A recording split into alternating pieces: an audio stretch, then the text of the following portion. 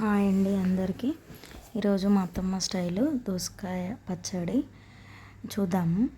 First పల్లీలను తీసుకోవాలి. దోసకాయలని గింజలు లేకుండా రౌండ్గా కోసుకొని తొక్క తీసుకొని ఉంచుకొని తర్వాత పల్లీలని దోరగా వేయించుకోవాలండి.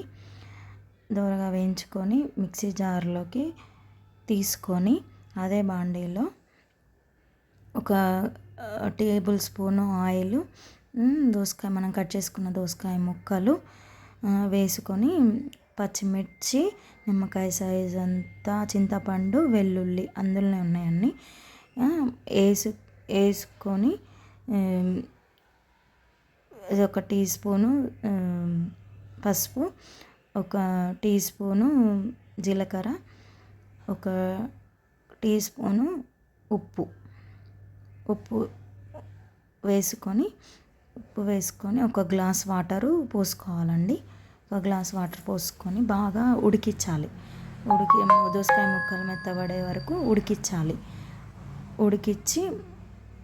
ఉడికినాక ఇలా ఉంటాయండి. ఇలా తీసుకొని పక్కకు పెట్టుకొని పచ్చిమిర్చి ముక్కలు, చింతపండు, వెల్లుల్లి వేసాం కదండి, అవన్నీ తీసి మిక్సీ జార్లోకి వేయాలి. పల్లీలు మిక్సీ జార్లోకి వేయాలి.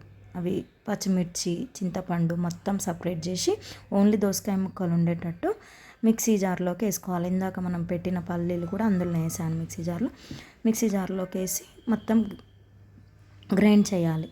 గ్రైండ్ చేసినాక ఇలా వస్తుంది. ఆ గ్రైండ్ చేసిన దాన్ని ఆ దోసకాయ ముక్కలకు పట్టించాలి.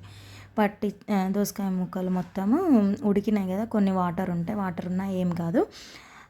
ఆ ముక్కలకి అవి మనం ఇందాక మిక్సీ పట్టిన పచ్చిమిర్చి, వెల్లుల్లి అన్నీ మొత్తం ముక్కలకి పట్టించేసి మనము తాలింపు పెట్టుకున్నాక దోసకాయ పచ్చడి చాలా చాలా బాగుంటుంది. వేడి వేడి అన్నంలోకి తింటే ఇంకా బాగుంటుంది. నెయ్యి వేసుకొని వేడి వేడి అన్నంకి మధ్యాహ్నం టైంలో తీసుకుంటే ఇంకా బాగుంటుంది. పచ్చడి రెడీ అండి, దోసకాయ పచ్చడి. నచ్చిన వాళ్ళు లైక్ చేయండి, ఫాలో చేయండి, షేర్ చేయండి.